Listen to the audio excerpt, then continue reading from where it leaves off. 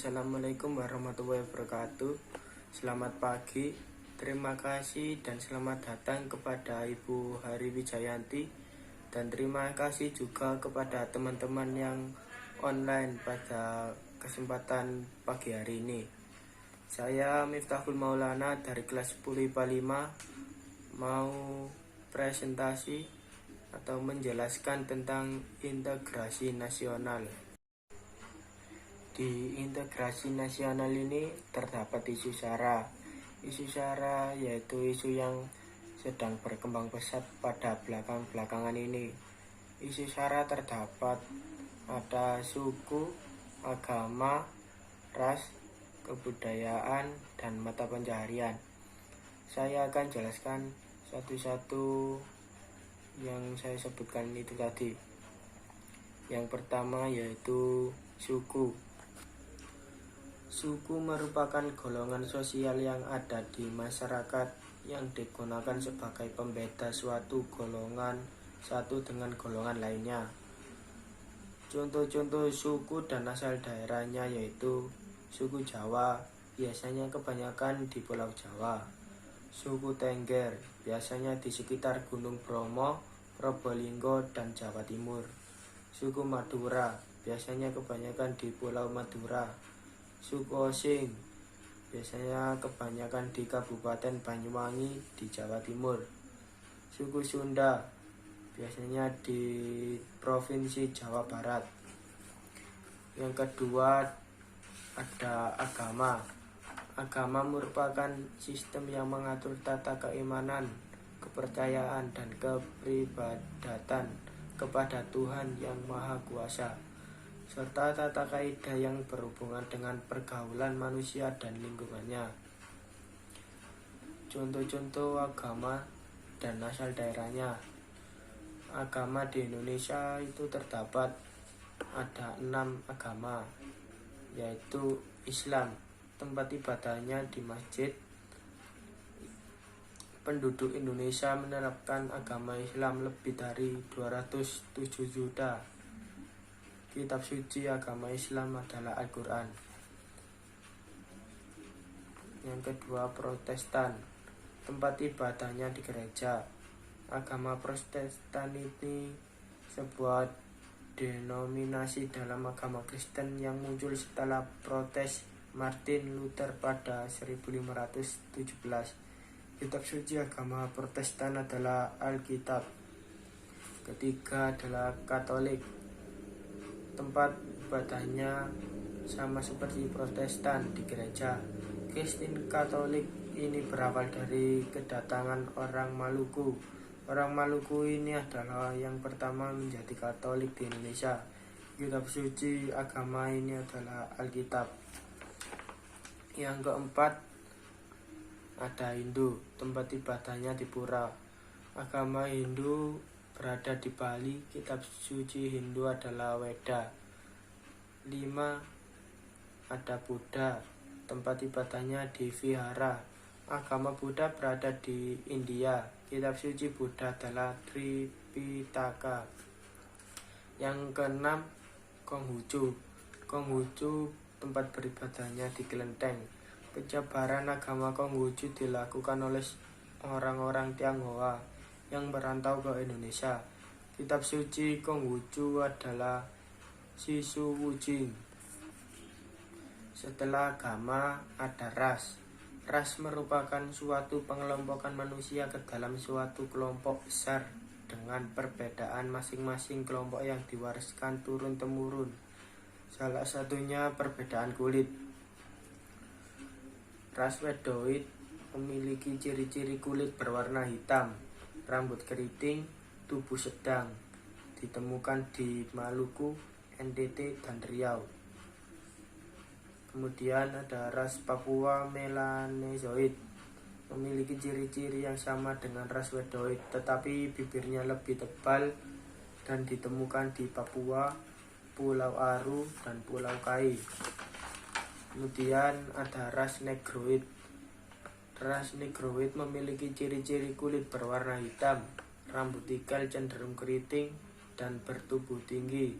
ditemukan di Semenanjungan Malaya dan Kepulauan Andaman. Kemudian ras Melayu Mongoloid. Ras ini dibagi menjadi dua, yaitu Proto-Melayu dan Deutero-Melayu. Proto-Melayu yaitu suku Batak, Toraja, dan Dayak. Kemudian Deutero-Melayu ada suku Bugis, Madura, dan Jawa. Setelah ras ada kebudayaan. Kebudayaan merupakan suatu yang akan memengaruhi tingkat pengetahuan dan meliputi sistem ide atau gagasan terhadap dalam pikiran manusia.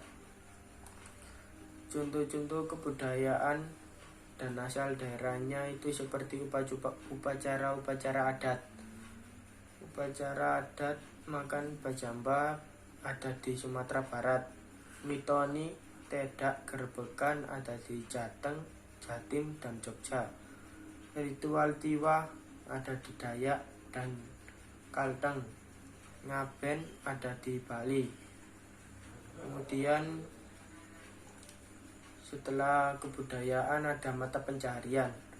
Mata pencaharian merupakan pekerjaan yang menjadi pokok penghidupan atau segala aktivitas manusia dalam memperdayakan potensi sumber daya alam. Nah, bagaimana kondisi masyarakat Indonesia terhadap keberagaman isu SARA? Begini, kondisi masyarakat Indonesia terhadap keberagaman SARA. Indonesia saat ini yaitu saling menghormati kepada semua orang, baik dalam persamaan maupun perbedaan.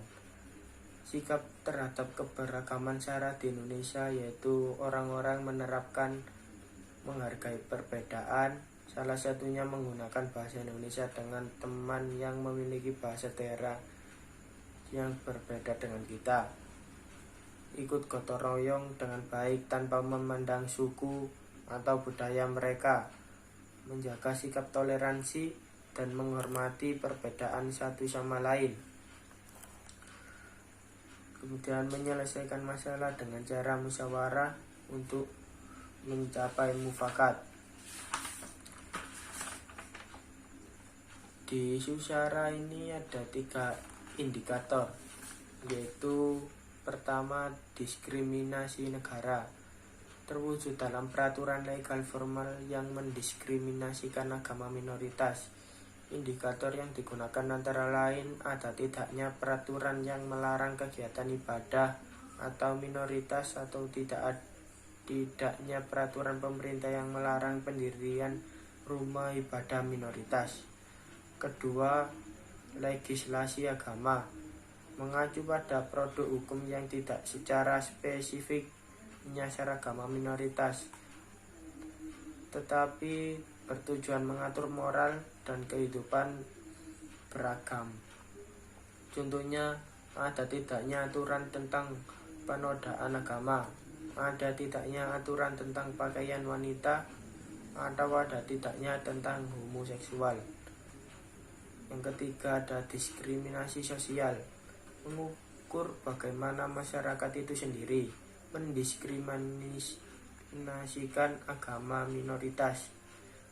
Contohnya, misalnya ada tidaknya perusakan tempat ibadah oleh organisasi kemasyarakatan, atau ada tidaknya pelarangan ibadah oleh ormas.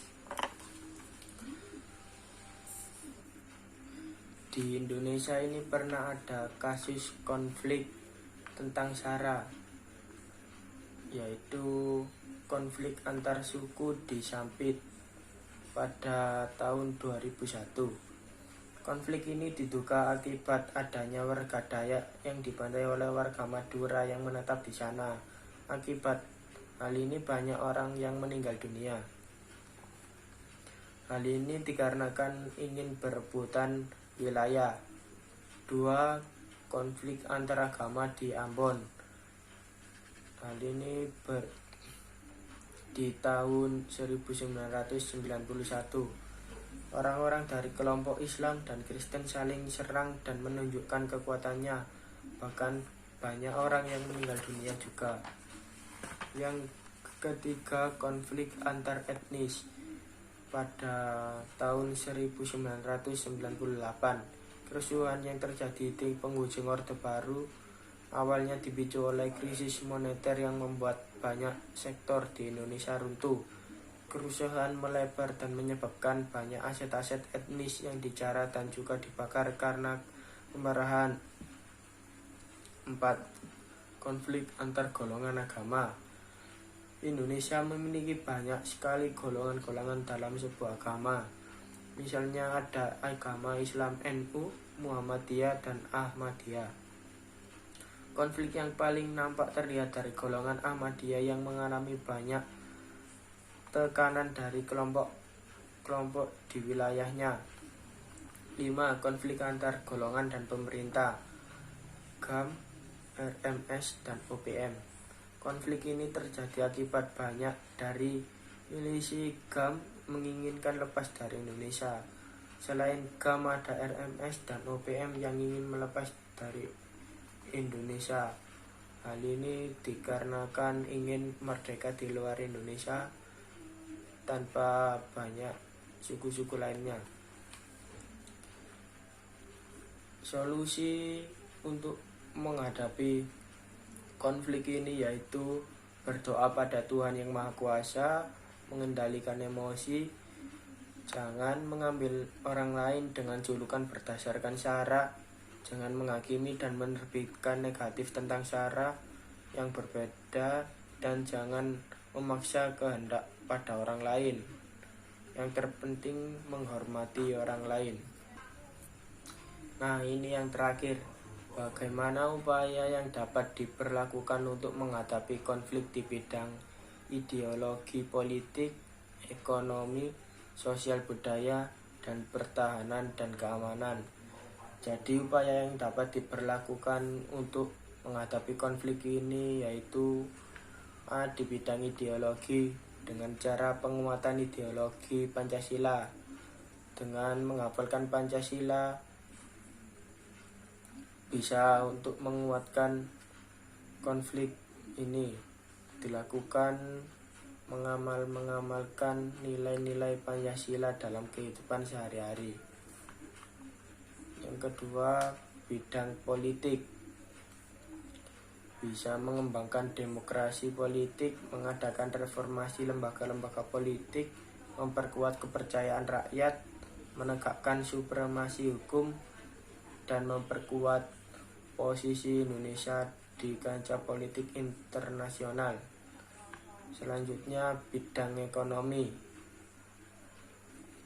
Dengan cara sistem ekonomi dikembangkan untuk memperkuat produksi, sektor pertanian dijadikan prioritas utama, dan perekonomian harus berorientasi pada kesejahteraan rakyat, tidak menggantungkan diri pada organisasi atau multilater. Selanjutnya, bidang sosial budaya.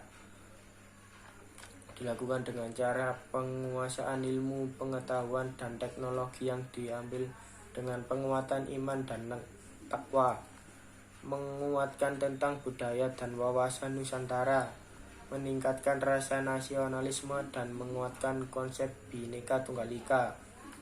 Selanjutnya, bidang pertahanan dan keamanan. Menghadapi masalah-masalah di bidang pertahanan dan keamanan tidak hanya seorang